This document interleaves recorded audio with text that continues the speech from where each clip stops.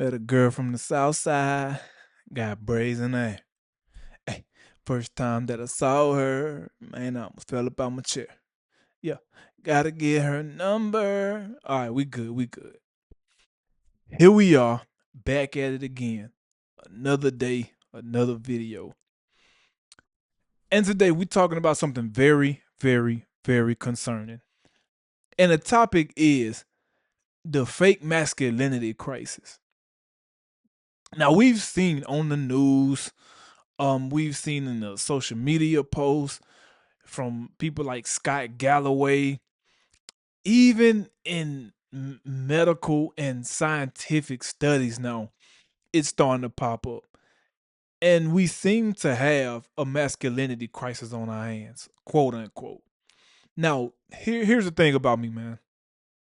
Done a little bit of research, but I mainly go off what I see in real life and what I'm around because I'm in very masculine environments, have been my whole life. So for me in particular, when I seen something like this, I didn't really understand it. I didn't really get it. But as I dived more into the research and the medical, the medical part of it, medical research part of it, I kind of understood where they was coming from, right? So this is my thing about it. Like everybody's for some reason harping on the males. Like they got an issue with males nowadays. We got toxic masculinity. We got a masculinity crisis. We got lower testosterone levels. We got men are the new women. We got all these different sayings, right? But what I think it is kind of like I don't know the psychological term for it, but it's like when you see something and you start focusing your energy on that and focusing, all your efforts on that, you start to get more of it. You see what I'm saying? It's like you go and buy you a nice black BMW. And now all of a sudden, all you see is black BMWs on the road when most of them probably are red or white. You know what I'm saying? I feel like it's kind of like that. People just feeding into more of what they already think in their head because they're not getting the desired outcomes of their hearts. So I'm just giving y'all a little bit about my perspective. This is what I think about it. There is no masculinity crisis. That's a hoax. That's a facade. It's fugazi. It's fake, man. There's no such thing, and there never has been. And I'm gonna look at it from like, let's say, like a historical perspective, right? First, I want to say, throughout history, yes, males have had a set role. I feel like there always have been gender roles, okay, and men were expected to do a certain thing. Now, as we progress throughout time, we get more of people veering away from that because now we got equal rights between men and women, and we also have technology that level the playing field for everybody. Things that men used to have to do with their hands and their shoulders and their chest and their biceps and triceps and all of these things, they no longer have to because now we have machines to do it. If you was a farmer, yeah, maybe you had to get out there with a plow and, till the land yourself. Now they got machines that'll do that for you. So does that make it mainly a man's job? No, a woman can do that as well. You see what I'm saying? Also, I want to look at it from this perspective too. I believe that most people are just environments where they're not seeing the most masculine men, if that makes sense. So for instance, like me, I grew up playing sports my whole life, my entire life. So mainly how it was is, I grew up with all brothers. First of all, I grew up with all brothers. I had my father in my life, and I played sports. So when I woke up, it was a man in the home. When I went to school, I was being coached by men. My friend group mainly men, and also after school, I was around men or males. Of course, when you like teenage and elementary school age, like you're not around men, friend group wise. Y'all get what I'm saying. But yeah, I mainly most of my time was spent around males, competition, joking on each other, play fighting, real fighting in the streets, things like that, man. So when you look at it like that, I kind of like I kind of felt some type of way when I seen this because I'm not seeing it. You see what I'm saying? Even in my adult life, like I worked a lot of manual labor jobs until I transitioned over to the corporate side of things. And not being funny, in the soft, delicate, in the more reserved roles like that, where I'm just sitting in a cubicle or an office or at a desk all day, it was 90 to 95% women. When I worked in a warehouse, I ain't gonna say it was a majority women at all. It was a lot of men. And sometimes, if you done worked in the warehouse, when they bring the trucks in and you gotta unload the trucks, man, and it's super hot in there and them boxes heavy and you pulling and throwing all that stuff, and you gotta do it fast because another truck coming. I didn't see any women in there. Not a single one. I worked construction in high school, for some family members. They own their own business, right? And when I did construction, you're tearing out the insulation and all the stuff on the inside of the house. You gutting the house basically, laying down tiles or you ripping it up, things like that. I didn't work with women. You know what I'm saying? So I was around men, and there was always a competition in these things. You see what I'm saying? After that, boxing. I mostly was around men, maybe two or three women in the boxing gym, but mostly men. And not being funny, minority males. Like, we just being honest. Um, now I'm in the military.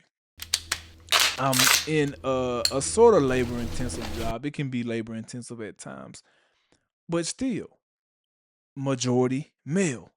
So what I'm getting at is if you're not working in them environments, if you're not actually out here and around those things on a day-to-day basis, you might think there's a masculinity crisis. From what I see, a lot of women, um, for some reason, women like men that's kind of like them. You know, they think likes attract. It's a weird thing. You hear it. They want the pretty boys. They want the boys that got the nice face, nice jawline, the smooth skin, nice clean hands, nice clean nails, always groomed, always, got the best, cleanest outfit and shoes on. If you know, like I know, if you competing for anything or if you work any kind of manual labor or physical labor, blue collar job, a lot of times, first of all, you ain't even got time for all that. And another thing is most of our stuff is for utility. You see a guy all big and brawly and all that stuff, man, and he got loose fitting clothes on and they kind of baggy jeans and whatnot and some raggedy boots on. All of that is for utility. It ain't to impress nobody. It ain't to be cute. It's to go out there and you know beat the conditions of the earth. It's to go out there and make sure he protected from the conditions of the earth and from his environment and things like that. So yeah, no, it ain't gonna be the most beautiful thing you've seen all the time, but I feel like that goes into masculinity. When you're around the male and he's always competing and always striving for something, whether that may be physical, whether that may be mental. You feel me? I feel like that's one of the highest points of masculinity. But if you're not around them environments and if you want a dude that has all the same qualities as you, yeah, you're gonna think it's been a masculinity crisis. Now we can't negate the fact. We can't neglect the fact that science is showing this, right? So yes, we have studies of um male testosterone levels being much lower now than it was generations ago. You see what I'm saying? But this is what I'm gonna say about that, right? This is what I think. If we go back and look, like if we go back to the World War I, World War II, Vietnam, those main three wars, right? And we really look at it and do some research and pay attention. What men during that time was getting testosterone levels like tested medically? Who was doing it? You see what I'm saying? Like when you in them conditions or you out and you going to fight, who's getting those type of things tested? I would say like the golden era of bodybuilding was like 80s and then 90s. Those men still wasn't at a high level getting they T levels tested. You see what I'm saying? So I feel like now the big thing is go to the doctor, make sure you're healthy, get all these tests ran. And so now we have more information to go off of to say, hey, the men that we have tested have lower testosterone levels than the men that we could test back then. Because wasn't nobody in Germany, wasn't nobody over in Africa or France or at D-Day, wasn't nobody in Vietnam getting no T levels tested, man. They were banging that iron. What is you talking about? They was in a foxhole somewhere. Let's be serious, man. Like, and I feel like for a lot of males in America, yes, if you're in that type of environment all the time, yes, you're gonna have elevated levels of everything. Your hormones gonna be through the roof.